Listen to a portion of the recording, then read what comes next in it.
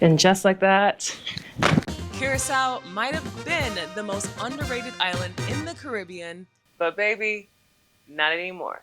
Everybody wants to go there now, but there are still some things that nobody tells y'all. Let me guess, it's freezing where you live, or you just want to go somewhere a little warmer. Either way, Curaçao's on your radar, and you want the tea on what to do, where to stay, is it safe, how much it costs, or if it's even worth your time.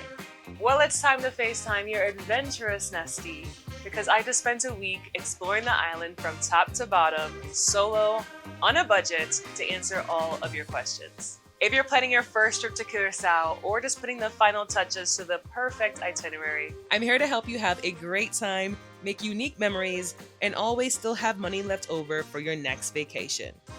This is the final travel guide that you'll need, so let's get into it. Let's navigate Curaçao.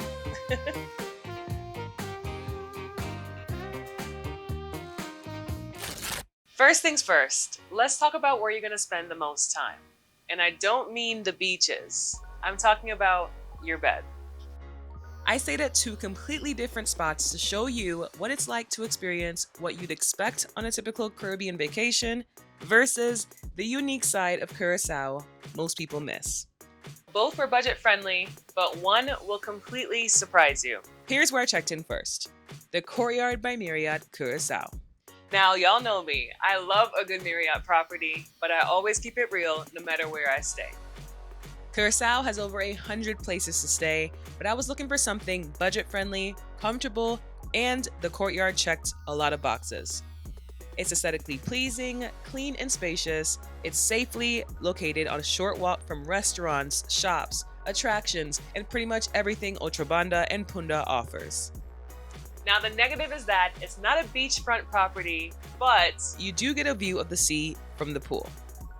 Considering the average prices of hotels in Curaçao, if you're bougie but you're broke, kind of like me, then you might have just found your sweet spot. The Courtyard is on average $165 a night.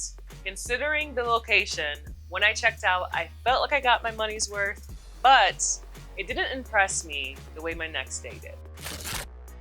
Imagine this, a large gated property with a resort-style pool, comfortable and clean beds, beach club access, and two of Curaçao's top adventurous attractions nearby. But your room is a tent. My second stay was at Beach and Bike Westpunt, which technically is a hostel, but they also offer private luxury rooms as well. So any type of traveler can stay here. I know that hostels get a bad reputation. They're loud, they're crowded, they're sometimes even kind of sketchy. But as a budget traveler who's experienced many hostels around the world, this one here is in a category of its own. I've been glamping once before on safari in South Africa, and never in my wildest dreams would I expect a hostel in Curaçao to give me the same energy of that amazing experience, but somehow it did. My tent was bigger than expected, it was sturdy, lock secured with the key card, and it had hotel-level air conditioning. Outside, you had a bonfire, a shared kitchen and bathrooms that were clean, plus a beach club on site that had one of the prettiest views on the island. This bed and bike hostel was a unique and better than expected experience, but it is located in Westpunt, which is the farthest north point of the island, which is about a 45-minute drive from Willemstad. My biggest concern at first was how far this was from the capital, but it worked perfectly for my itinerary because I got to see pretty much the entire island, check off two of Curaçao's top attractions in one trip, even see some flamingos on the way, and it was well worth the $50 on average a night that it will cost you. So my point is, if you want to experience the affordable, adventurous, and unique side of travel, don't be sleeping on them hostels. Don't sleep on them hostels. If I were to budget travel Curaçao again, I would stay at both the Courtyard by Marriott Curaçao, as well as the Bed and Bike Westpunt, not only because they saved me a bunch of money, but because I felt especially safe. Let's talk about what you're probably most excited to experience in Curaçao, and that's the beaches. Curaçao has over 30 beaches, and in 1 week, I got to visit 5 of some of the most popular ones that you probably already heard of. So I'm not gonna waste your time listing off a bunch of beaches that you already plan on going to. Instead, I'm gonna let you know what most people don't think of, what you should bring. Now, this is not your generic packing list of sunglasses and sunscreen. I'm gonna let you know what most people don't think of and which beach I think that you most definitely cannot miss. Let's start with Playa Pescado, aka Turtle Beach. It's located in Westpunt, and as expected, the water is beautiful and crystal clear, like pretty much every beach on the island. This beach is popular because you get to swim with wild turtles along the shore, which will be a highlight of your trip. But you don't want to forget to bring patience. The truth is, the fishermen use fish scraps as bait to lure in the turtles so that you can get your Instagram photos for about $10 US. Access in the beach is free, but there isn't a lot of space for the amount of people the turtles attract, but overall, it's worth a visit and a rating of about 3.5 out of 5 stars. Now, Curaçao Beach is a local favorite, and for good reason. The place is gorgeous. Clean, clear water, a beach bar on site, a lot of space with beds, and water sport rentals. Here, you're gonna need to bring cash to pay the $6 US entry fee, or charm with a little flirting to get in for free, like I did. Curaçao gets 4.5 out of 5 stars because who likes an entry fee? I hope you've heard of Tugboat Beach, because if you're anything like me, you'll also leave with a love and very much hate relationship with this damn beach. This beach is tiny, rocky, and frustrating to drive to, but Tugboat's main attraction is a sunken boat purposely sunk to preserve the marine life, and you can snorkel it for free. The best part is all you'll need to bring here is absolutely nothing. This place is covered in iguanas that love to crawl and search through people's belongings for free snacks. I am not the biggest fan of iguanas, but I am a huge fan of preserving the marine life, so this beach gets 3.75 out of 5 stars. And I'm being generous. Now, if there is one beach that everyone knows Curaçao has, it is the world famous Mambo Beach. You've seen it all over social media. This is the man-made beach that is that girl. I mean, it has it all. Shops, restaurants, a beach club, a spa, a hotel, bars. So realistically, the only thing you need here is to be in a social mood. Every tourist on the island ends up here at least once. They thought of everything for tourists, so the rating's a 5 out of 5. But it is still not my favorite beach. I bet at this point you're probably assuming I'll rate Jan Thiel Beach as my favorite. Well, it's not. While I did technically visit Jan Thiel Beach, it was only for like 10 minutes to get to the beach you cannot miss. I'll tell you right now, what you'll need to bring to this beach is money and probably like SPF 1000. In my opinion, this beach has the clearest waters in Curaçao, the whitest and most powdery sand, technically a little mini history museum, and the best 360-degree views of the sea. I'm talking about Klein Curaçao, an island off the coast of Curaçao, and is probably the most expensive excursion you'll do on your trip. This day trip at $120 US per person isn't exactly a budget travel, but I still think about that beach to this day. The beach is not exactly a 5 out of 5, and I'll tell you more in a little bit of why, but for now, a 4.75 will do.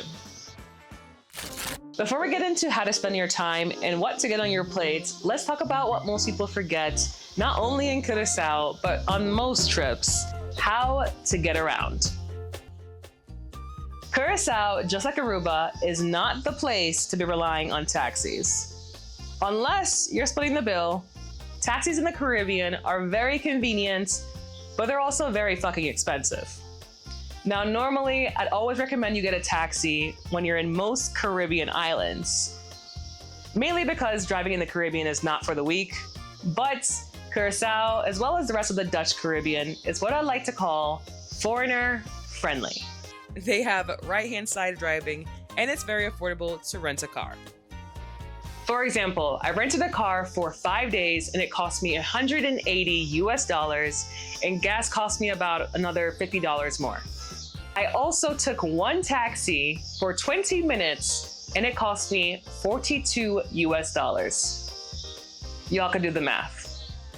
With a rental car, I saw the entire island. You'll experience more, explore more, and most importantly, save more. Parking was easy to find, and I am convinced that traffic doesn't even exist here. But heads up, be ready for a lot of roundabouts, so don't be out here speeding. And if you're really watching your money, they do have buses that look reliable, but I can't really help you with that one because I never took one. You can find a lot of rent-a-car companies all over Curacao, but if you want to know which company that I'm very happy that I rented through, let me know in the comments, and while you're at it, make sure you go ahead, support my channel, and like this video. Thanks. One thing I love most about traveling is the fact that we are all so goddamn different, but yet travel fits us all. We all like different things, from what we eat, where we stay, what we do, who we do it with, if anyone. Some of us are travelers and some of us are tourists, and that's okay too.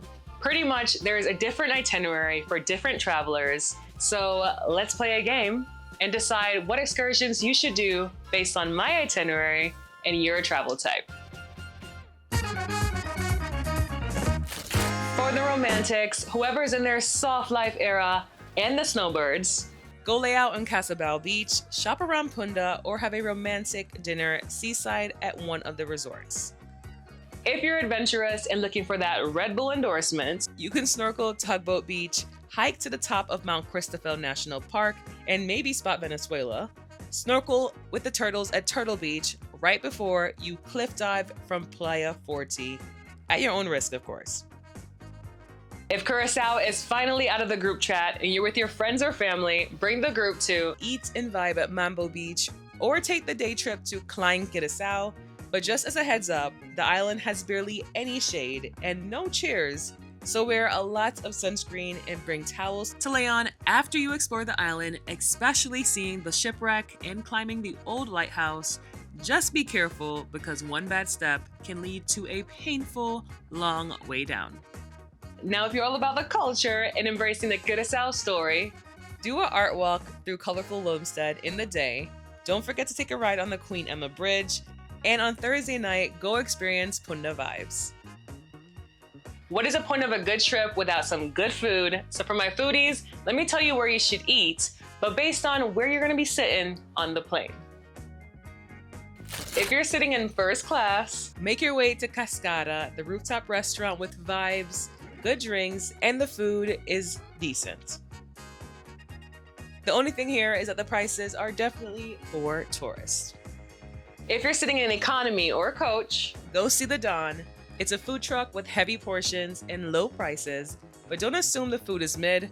The food here is top tier, and I'd go here again and again. If you're sitting on the jump seat and you're getting paid to be here, march your way into Old Market, Plaza Blue, where it's a food court filled with local food at local prices. I don't want to start a war, but the goat here was satisfying, but I'm just gonna say that it ain't got nothing on Jamaica. If you're sitting in the cockpit, take a road trip to Westpunt and try out Blue View Restaurant. They have great service, a big and affordable menu, the best views of the water, and cliff divers. Plus, if you want to try something new, you can order some iguana here for the road. Lastly, if you're sitting in premium economy, De Visore is the place for you. It's a local seafood spot with the freshest fish and good service. They'll make your fish exactly as you desire, and it lives up to the taste. Just don't be too annoyed because the fish may attract some flies. Now, I hope you guys know that I am just joking. You can be sitting in the front of the plane in the big seats or in the back between two strangers by the wings. It doesn't matter. Curaçao has a restaurant for all of us. And these 5, I will visit again and again. So that's the tea. More and more people are visiting Curaçao. It's no longer underrated, it's fucking trending. This island not only gives you a range of affordable and unique places to stay, it also has a bunch of activities for any type of traveler.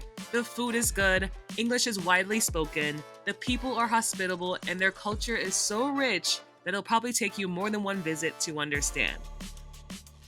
Now, normally Curaçao's sister island, Aruba, gets all the hype, and I've been there enough times to say Aruba is nice, but in my opinion, Curaçao is now getting the hype that it deserves.